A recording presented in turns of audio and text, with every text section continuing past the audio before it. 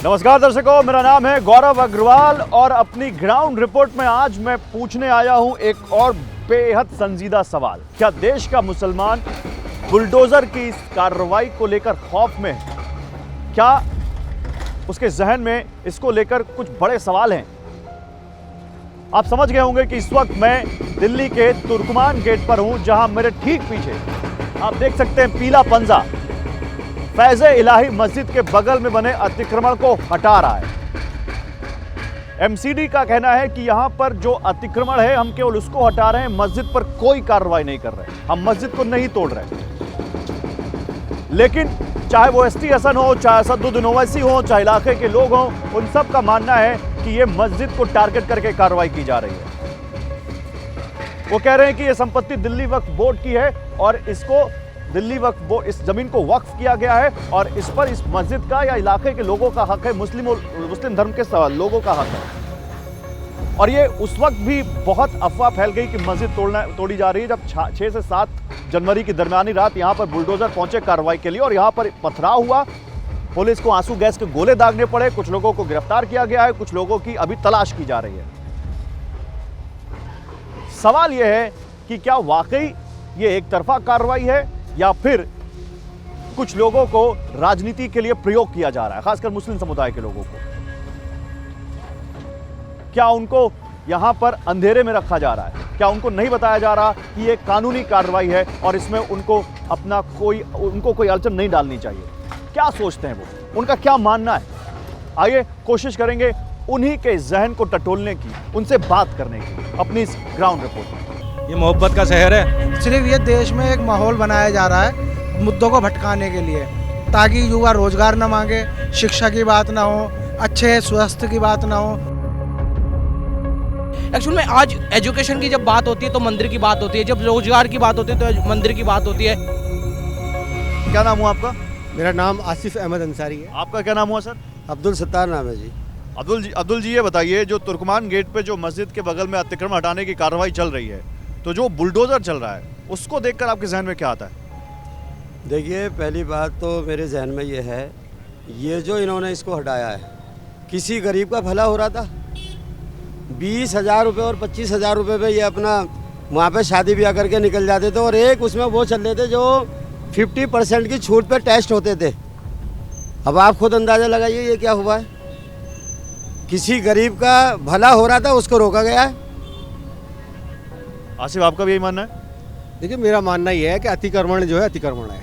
अगर तुर्कमान गेट पे जो मस्जिद के बाहर का एरिया डिमोलाइज किया है तो हम उसका स्वागत करते हैं। बाकी ऐसे ही दिल्ली में बहुत सारे मंदिर, जिसका मैं उदाहरण देना चाहूँगा, बस अड्डे के करीब श्याम बाबा गिरी मंदिर है, उसी के बराबर में बहुत बड़ा जो है बैंकेट हॉल चल रहा है, उसमें खुलेआम जो है उसी की वजह से बचा हुआ है। और दिल्ली में हर जगह जहाँ भी आप जाएंगे थाने हैं, थानों में सब जगह इसी टाइप के बने हुए। तो जो अतिक्रमण चल रहा है उसका डिमोलिशन सभी समाज के नहीं होना चाहिए, ना कि खाली मुस्लिम के नहीं होना चाहिए। और जो जिस तरीके से कार्रवाई की गई है रात को 1:30 बजे, कानून में कौन सी एफेंस में लिखा है कि रात को 1:30 बजे आप डिमोलिशन करोगे? दिन में भी कर सकते हो ना डिमोलिश। जब 99% लोगों ने ये कह दिया कि ये कानून का हम सम्मान करते हैं और इसको डिमोलिशन कर दो आप, फिर भी आप रात को 1:30 बजे जो है ना प्रोग्राम सेट कर रहे हो, तोड़ने आ रहे हो, इस तरीके की बयानबाजी चल रही है, तो उसमें नुकसान कहीं ना कहीं जो है इसमें मुसलमानों का बहुत ज़्यादा नुकसान हुआ है। अच्छा, मुझे ये बताइए, क्या बुलडोजर एक्शन जो दिल्ली में हुआ है देश में और भी जगहों पर हुआ है, तो इसको लेकर क्या आपका जहन में? नहीं, सबके साथ होना चाहिए, जो गलत है सबके साथ होना चाहिए। भाई अफवाह फैला देते हैं कि मस्जिद पे बुलडोजर चल रहा है। रात को 1:30 बजे अफवाह किसने फैलाई कि मस्जिद पे बुलडोजर चल रहा है? अतिक्रमण हटाया जा रहा था, कोर्ट का ऑर्डर था, सब राजी थे। फिर मस्जिद का नाम लेके इन्होंने खुद ही भड़काया और खुद ही लड़कों ने जो आगे खुद वहाँ तो बता रहे हैं कि कुछ लड़कों ने, कुछ इन्फ्लुएंसर ने वो वहाँ पर वीडियो चला दिया कि मस्जिद तोड़ी जा रही है, इस चक्कर में फिर वहाँ पर लोग हिंसा हो गई। नहीं, राजनीतिक लोग करते हैं इस काम को।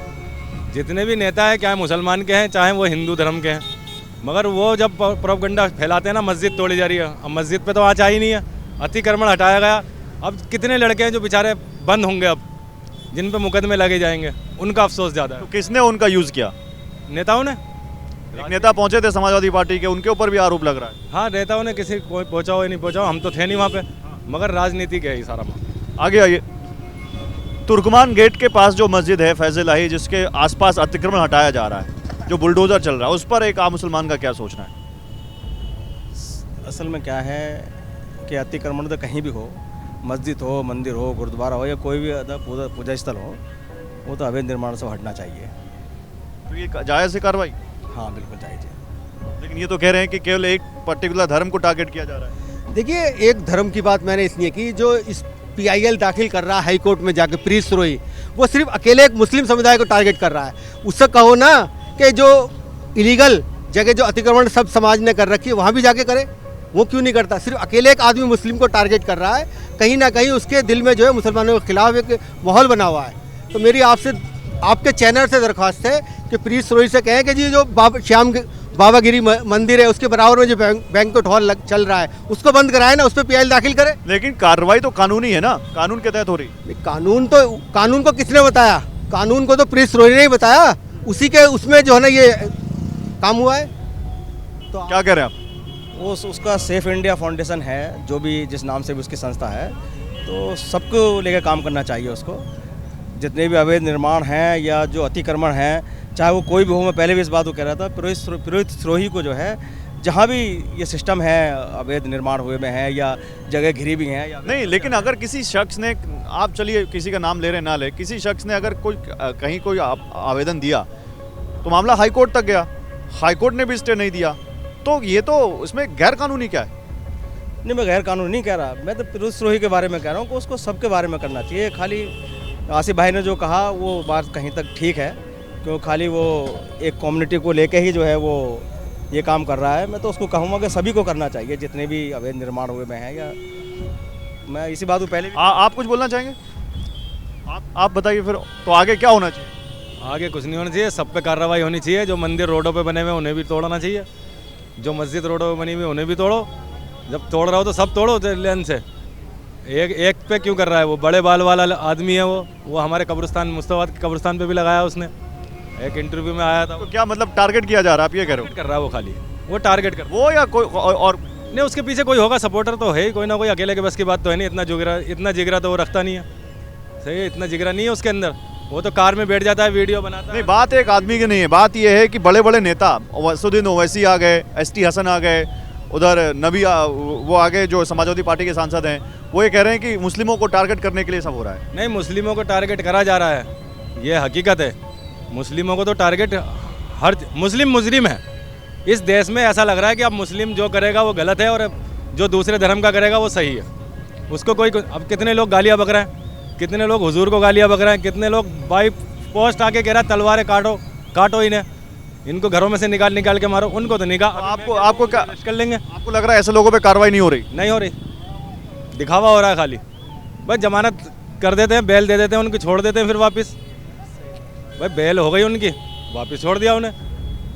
क्यों कर रहा है इनकी बेल? फिर वो वीडियो पे आके फिर बोल रहा है सोशल मीडिया पे कि हम ऐसा कर देंगे। तो ऐसा तो दोनों तरफ से हो रहा है, एक ही तरफ से हो रहा है? तरफ से हो रहा है जी, दोनों तरफ से कहाँ हो रहा है? दोनों तरफ से जवाब दिया जा रहा है, वो भी भाईचारे का, कि भाई भाई हैं हम, तेरे भड़काने से हिंदुस्तान भड़काए में नहीं आएगा।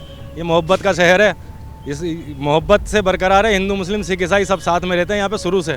और अगर ये देश अब गुलाम हो गया ना, तो अब कोई भगत सिंह नहीं आने वाला। तो सारे जहाँ से अच्छा हिंदुस्तान हमारा। जितने भी ये अंधभक्त हैं, जितने भी राम के नाम पे, श्री राम को आतंकवादी का नाम कर दिया कि भाई श्री राम के नाम पे मार रहा है मुसलमानों को। अब बांग्लादेश तो देखा जा रहा है, हिंदुस्तान नहीं देखा जा रहा है। हिंदुस्तान में कितने मुसलमान मर रहा है, कितने क्रिश्चियनों को मारा जा रहा है, गरीब को मार रहा है, रिक्शे वाले को मार रहा है। भाई क्या कह रहे हो आप? मैं ये कहना चाह रहा हूँ, बीजेपी के अंदर तो एक होड़ लग गई है।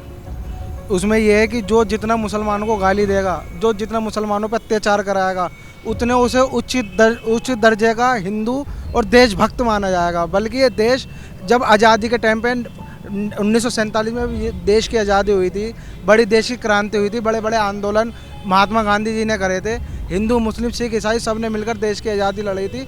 सिर्फ ये देश में एक माहौल बनाया जा रहा है मुद्दों को भटकाने के लिए, ताकि युवा रोजगार न मांगे, शिक्षा की बात ना हो, अच्छे स्वास्थ्य की बात ना हो। इसलिए लोगों को भटकाने के लिए सिर्फ हिंदू मुस्लिम में टारगेट करके मस्जिदों को निशाना बनाया जा रहा है, ताकि किसी के अगर आप धर्म स्थल को छेड़ोगे तो दिल तो हर किसी का दुखेगा, चाहे वो मंदिर हो, मस्जिद हो, गिरजाघर हो। तो आप अगर आपको लगता है, वो कह रहे हैं कि वो जो पीला पंजा है वो अतिक्रमण पे चल रहा है, मस्जिद पे नहीं चल रहा है। अतिक्रमण क्या सिर्फ मस्जिद ही नज़र आ रही हैं और दूसरे धर्म स्थल भी तो हैं। अगर उनकी लिस्ट निकाली जाए तो आप देखोगे तो बहुत सारी चीज़ें ऐसी निकलेंगी, मगर ये ऐसा बीजेपी के राज में ही होता है कि मुसलमान को टारगेट करके हिंदुओं को डराया जाता है कि मुल्लाओं को परेशान करो और हिंदुओं को एक करो। ये बीजेपी की राजनीति हो रही है। क्या कह रहे थे आप? में जब एक एक्ट बन गया कि जो एक्ट बना कि आज के बाद जो भी मस्जिद है, जो मंदिर है वो मंदिर रहेगी, जो मस्जिद है वो मस्जिद रहेगी, वर्शिप एक्ट बना दिया गया। उसके बाद मुसलमानों की एक एक चीज़ को टारगेट इस तरह से किया जा रहा है। और मैं आप जो जय श्री राम के नारे की और इसकी बात करते हैं, जय श्री राम का नारा कहाँ से?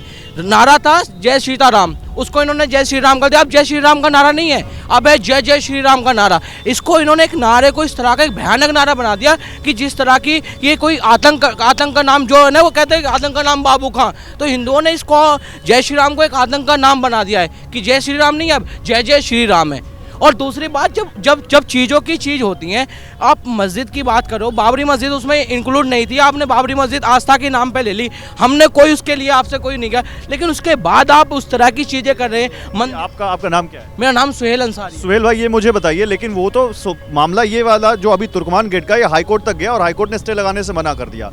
तो ये वो उनका ये तर्क है कि हम जो भी कर रहे हैं 0.195 एकड़ की जो ज़मीन है, जो मस्जिद और कब्रिस्तान को अलॉट है, उसको छोड़ के कर रहे हैं। मैं आपसे वही कह रहा हूँ, जो उसके बराबर में मंदिर, अभी तक उसके कागज कोई नहीं लेकर आ रहा, लेकिन अभी मुसलमान शांत बैठा है, उसके लिए कोई वो नहीं कर रहा। मुसलमान शांत है, मुसलमान भाईचारे का पैगाम देना चाहता है। मुसलमान कह रहा है कि जहाँ पर हमारी मस्जिद को तोड़कर अगर आपने मंदिर बना ली, हमें कोई एतराज़ नहीं है, लेकिन अगर हमारी मंदिर जहाँ पर बनी हुई आप कम से कम उसे बनाए तो रहो।